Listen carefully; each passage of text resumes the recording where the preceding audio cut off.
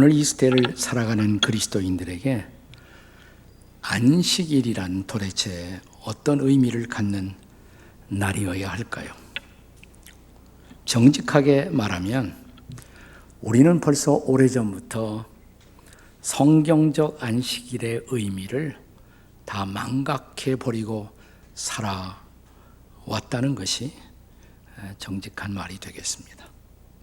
다만 피상적이 아닌 보다 진지한 신앙생활을 추구하는 그리스도인들에게는 마음속에 소위 주일의식 혹은 주일성수라는 개념은 우리 마음속에 남아있을 것입니다. 그래서 주일이 오면 약간의 고민을 하면서 교회당으로 발걸음을 옮기는 분들을 우리는 더러더러 만날 수가 있습니다. 그런 분들에게 소위 안식일로서의 이 주일이 갖는 고민이 있다면 우리가 무엇을 해야 하느냐, 이날에 무엇을 할 것인가 라는 고민보다는 무엇을 안 할 것인가 라는 문제의식이 우리의 마음에 부담이 되어 있을 것입니다. 그것은 아마도 우리보다는 조금 더 엄격한 신앙생활을 추구해왔던 우리 부모들이 남겨준 유산의 영향일지 모릅니다.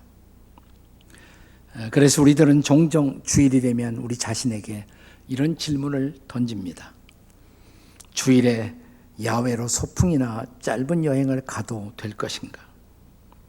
주일에 영화를 보는 것도 가한 일인가? 혹은 주일에 식당에 가서 외식을 해도 타당한가? 아마도 우리 부모들이 보여준 모범을 따라 이런 질문들과 씨름하면서 고민을 하는 성도들은 아마 적지 않게 있을 것이라고 저는 생각을 합니다. 제가 생각하는 정답부터 말씀을 드립니다. 소위 구약의 의식법,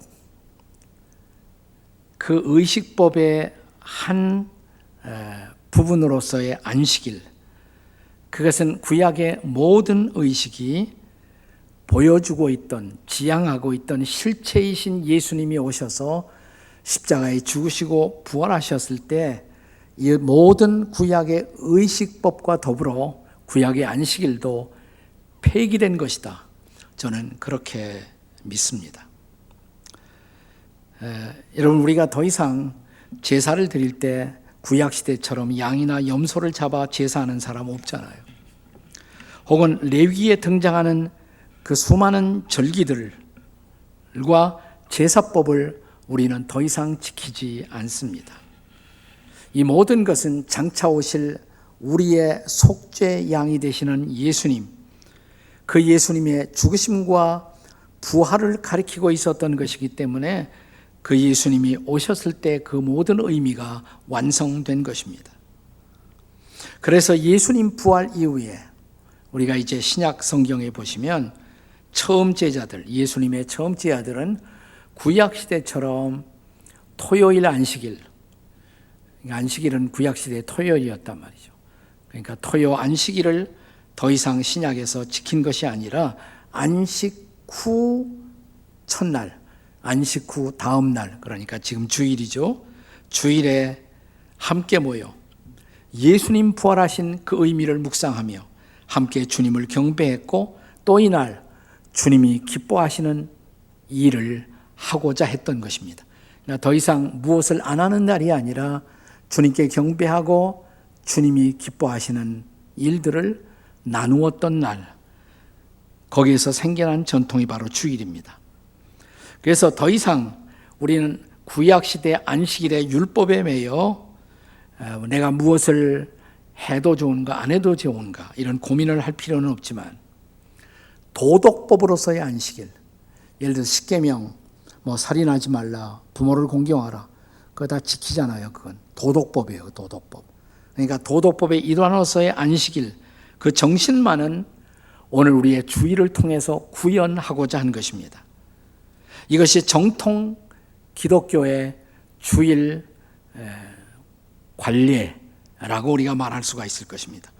따라서 오늘의 주일이 옛날 구약시대의 안식일의 의미를 완성하고 승화시켰다고 보는 것은 올바른 견해입니다. 자, 그런 우리들에게 오늘 우리가 함께 읽은 성경의 본문은 매우 특별한 의미로 다가오는 말씀이 아닐 수가 없습니다. 오늘 본문에서 예수님은 안식일 날에 당신의 제 아들이 길을 가다가 밀밭을 지날 때 배가 고팠단 말이죠. 그래서 이삭을 따먹었을 때 그것을 비난하는 바리새인들과 맞서서 당신의 제자들을 옹호하고 계신 예수님의 모습을 볼 수가 있고, 또 두 번째 에피소드는 이제 안식일 날 손이 말라 쓰지 못하고 있던 병자 하나를 회당에서 가운데 일으켜 세우고 그를 고치신 일, 이 일을 인해서 바리새인들은 예수님이 안식일을 범했다고 그래서 분노했던 사건을 오늘 본문은 보여주고 있습니다. 5절의 말씀이죠. 자, 5절 같이 읽어요. 다 같이 시작. 또 이르시되 인자는 안식일의 주인이라 하시더라. 그렇다면 이 말씀 속에 예수가 안식일의 주인이란 참된 의미는 무엇일까요? 자, 이 말씀 속에 나타난 안식일의 진정한 정신, 그 의미는 도대체 무엇이겠습니까? 첫째로 안식일은 하나님을 하나님 되게 하는 날이어야 한다라는 것입니다. 한번 따라서 읽어보세요. 하나님을 하나님 되게 하는 날. 자, 우선 본문의 두 번째 에피소드라고 할 수 있는 손 마른 사람의 병을 예수님이 고치신 사건을 다시 주목해 보겠습니다.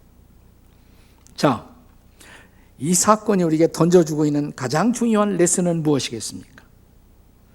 여기 손 마른 사람이 오른손이다 이렇게 기록하고 있어요. 사복음서에 이 병자가 오른손이 손을 못 썼다고 기록하는 것은 누가복음밖에 없어요.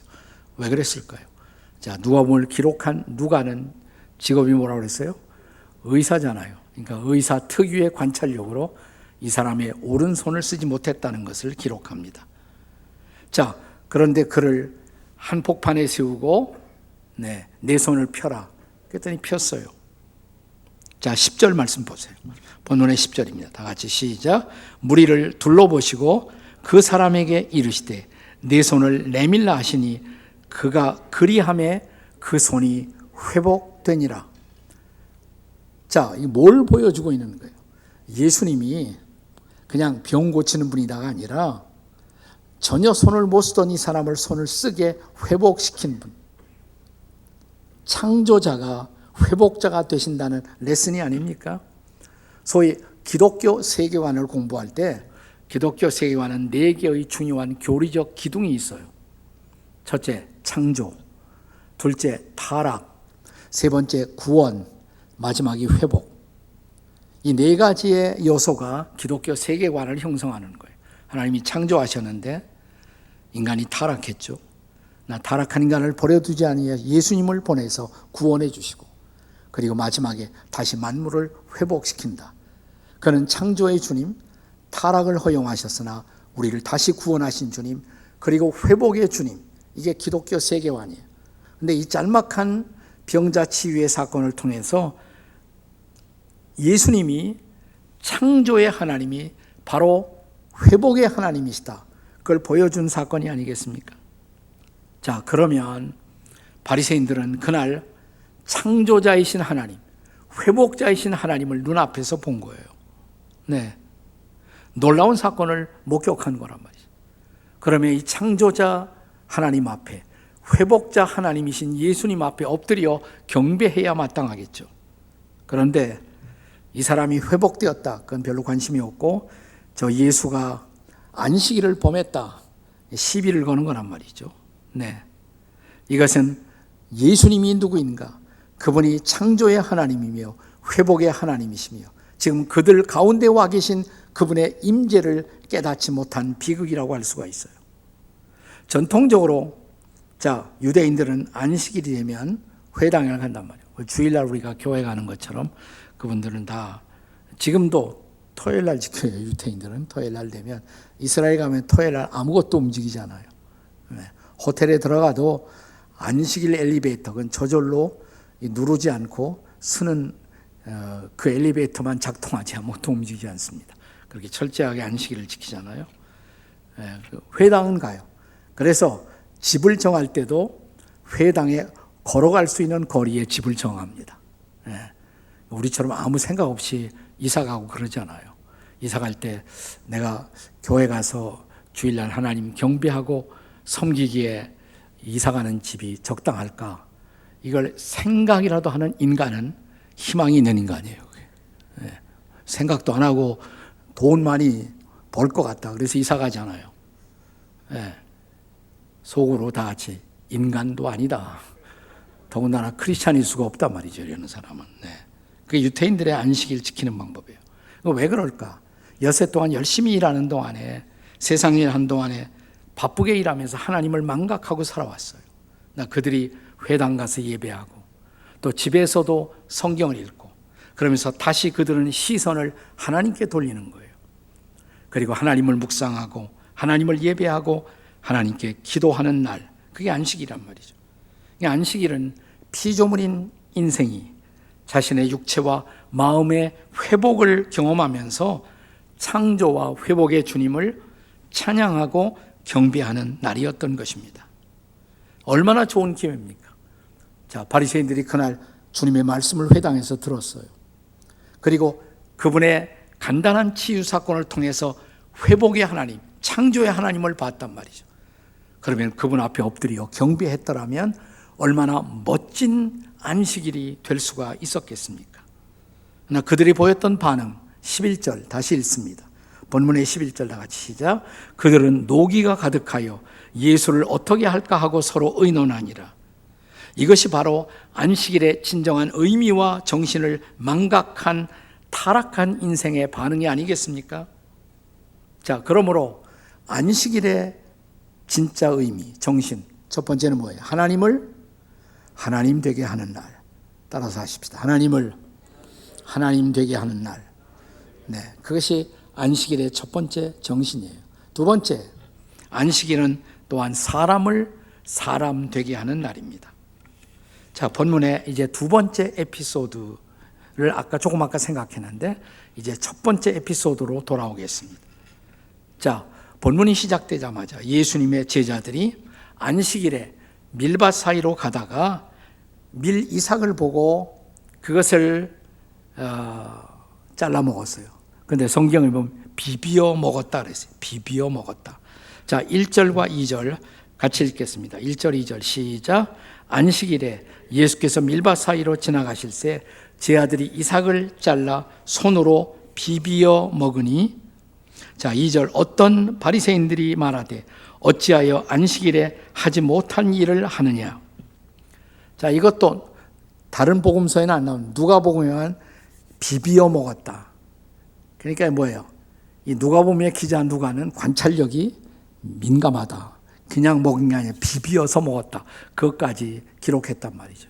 의사다운 성찰이고 기록이다. 이렇게 말할 수가 있습니다. 자, 그런데 율법에 의하면 이 안식일에 그러니까 바리새인들은 예수님의 제자들이 노동을 한 것이다라고 시비를 건 거예요. 근데 과연 노동일까요? 본래 구약 율법에 보면 안식일에 그 이삭 정도는 먹을 수 있는 것이 율법에 허용된 사실입니다. 한번 확인해 보겠습니다. 신명기 23장 25절이에요. 신명기 23장 25절 같이 읽겠습니다. 시작. 내 이웃의 곡식밭에 들어갈 때에는 네가 손으로 그 이삭을 따도 되느니라. 그러나 내 이웃의 곡식밭에 낫은 대지 말지니라. 자, 뭐라고 그랬어요? 이삭을 잘라 먹어도 된다, 안 된다? 되느니라 그랬단 말이에요. 되느니라. 괜찮아요. 배고픈 사람이 이삭 잘라 먹는 거, 그건 절대로 죄가 아니라고 그랬어요. 그러나 낫은 대지 말라 그랬어요.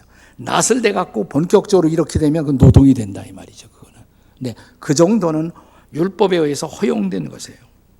그런데 이제 구약의 율법학자들 그리고 신약시대 바리새인들은 율법을 지키기 위한 규칙들을 또 만들어냅니다. 이 사람들은 규칙 만들어내는 걸 굉장히 좋아해요.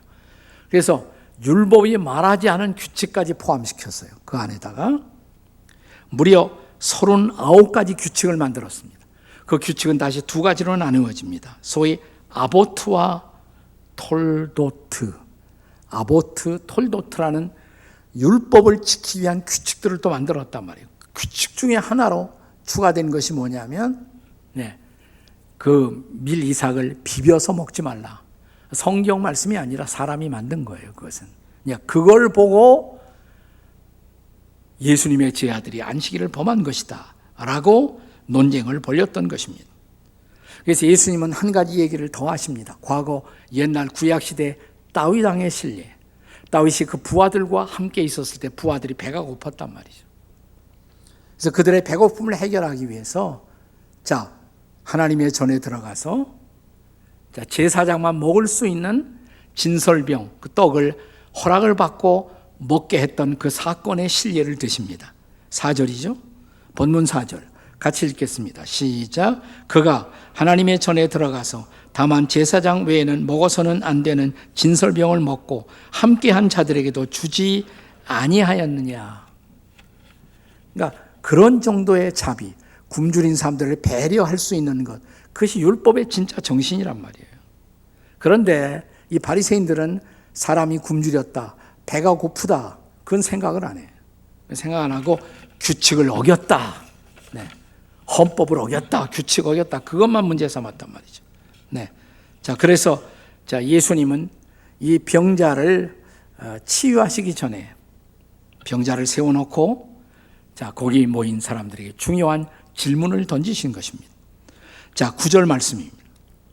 9절 다 같이 읽겠습니다. 시작. 예수께서 그들에게 이르시되 내가 너희에게 묻노니 안식일에 선을 행하는 것과 악을 행하는 것, 생명을 구하는 것과 죽이는 것, 어느 것이 옳으냐? 너희들 대답해봐라 이 말이죠. 지금 이 바리새인들이 망각하고 있었던 것, 그것은 안식일 본래의 정신이에요. 다시 본래의 정신이 뭐예요? 안식일은 사람을 위해 존재한다는 것이에요. 그러니까 모든 율법조차도 규칙조차도 사람을 위한 것이지 사람을 묶기 위한 것이 아니라 이 말이죠. 오늘 다시 마가복음 2장 27절로 본문의 말씀을 더 확실하게 보도록 하겠습니다. 같이 읽겠습니다. 다 같이 시작. 또 이르시되 안식일이 사람을 위하여 있는 것이요 사람이 안식일을 위하여 있는 것이 아니라. 안식일이 사람을 위해서 있어요. 우리가 안식일 법을 위해서 존재하는 것이 아니다 이 말이죠. 구약학자로 유명한 월터 브루그만이라는 학자가 있습니다. 이분이 쓴 책 가운데 안식일은 저항이다라는 책이 있습니다. 이 책에서 이분은 특별히 출애굽기에서 이스라엘 백성들에게 안식이라는 계명이 주어진 것, 그러니까 파라오의 치하에서 노예살이 하다가 해방되잖아요. 모세가 해방시켰어요. 그리고 시내산에 와서 십계명을 받아요. 그 십계명 중에 안식일 계명이 있었잖아요. 그 사건을 우리에게 연상시키면서 이스라엘 백성들에게 안식일 계명이 주어진 본래의 목적이 뭐냐?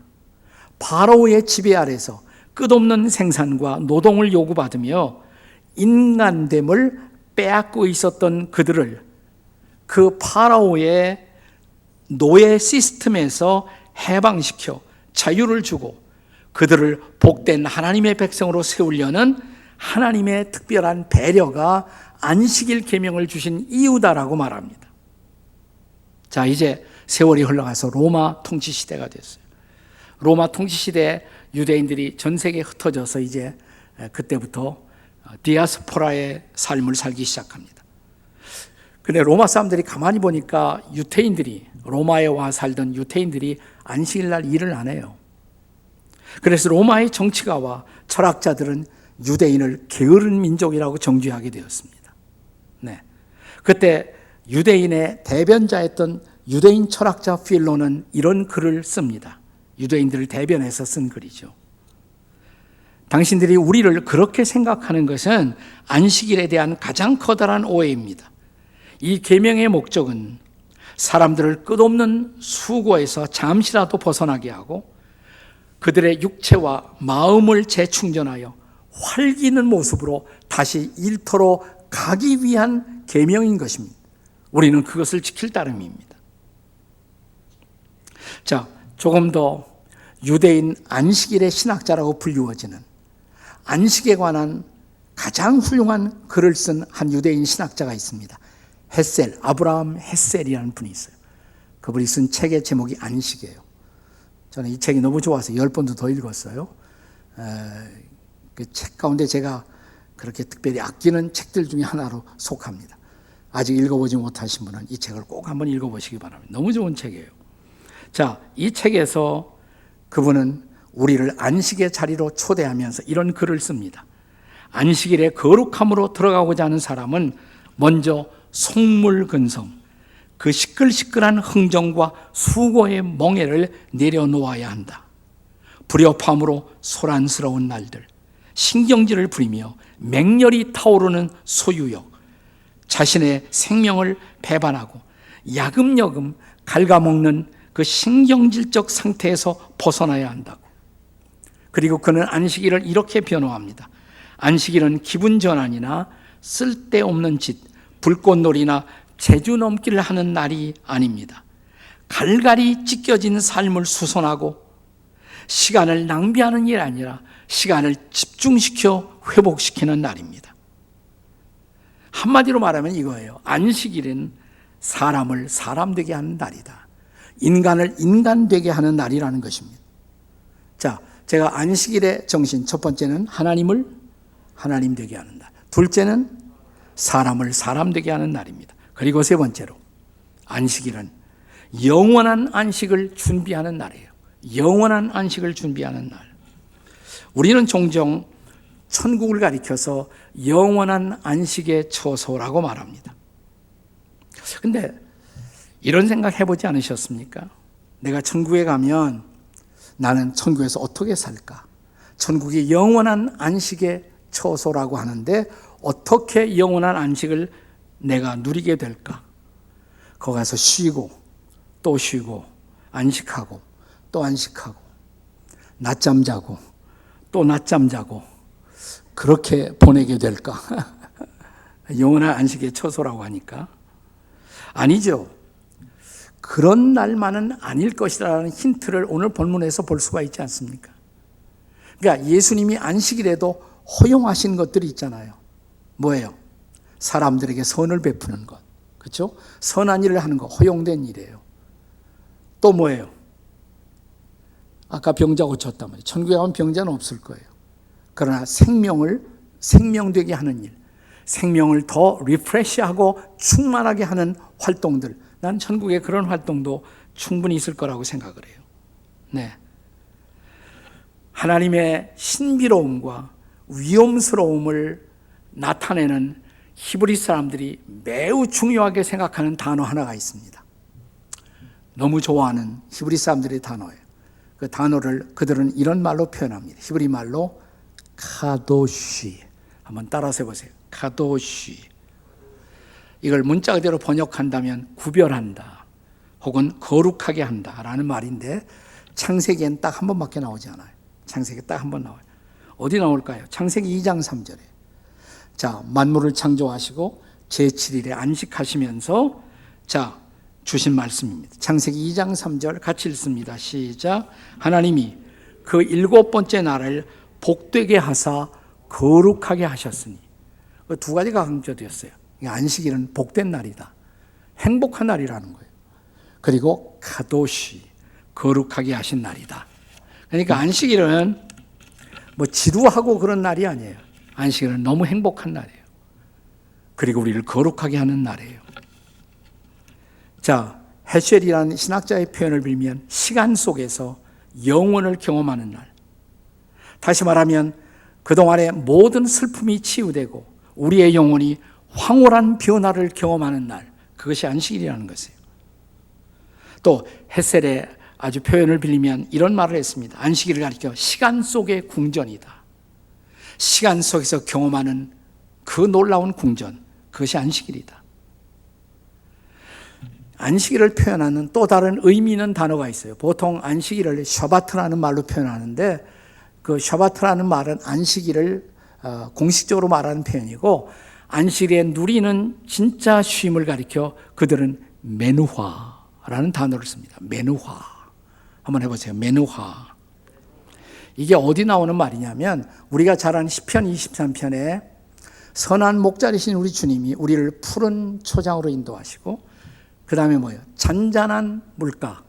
다시 번역하면 더 정확하게 보면 쉴만한 물가예요. 쉴만한 물가.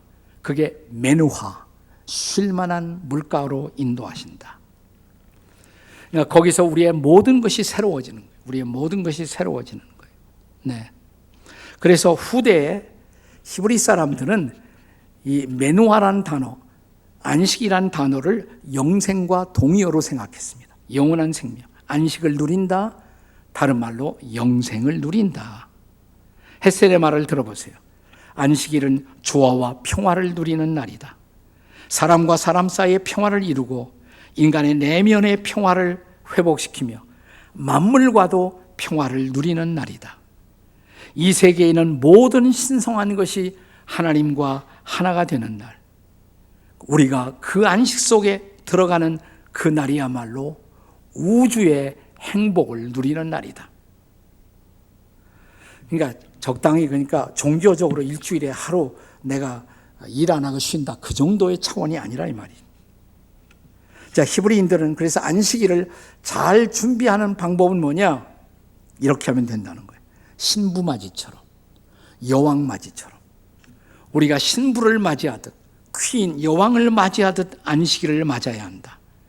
그리고 신랑이 잔칫날에, 홀예날에 모든 것을 내려놓고 신부만을 주목하고 신부만을 인해서 즐거워하고 기뻐하듯 그렇게 우리는 안식일을 인해서 기뻐해야 한다. 안식일은 수단이 아니다. 안식일은 목적이다, 이렇게 말합니다. 한 주간을 다 하고 나서 찾아오는 안식일, 그것은 그 다음을 또 맞이하기 위한 것이 아니라 안식일을 위해서 우리는 지금까지 살아온 것이다. 안식일이 목적이다, 이렇게 말합니다. 한 주간이 안식을 위해서 존재한다고. 그래서 그날은 영원한 시간을 준비하는 연습의 날이라고 말합니다.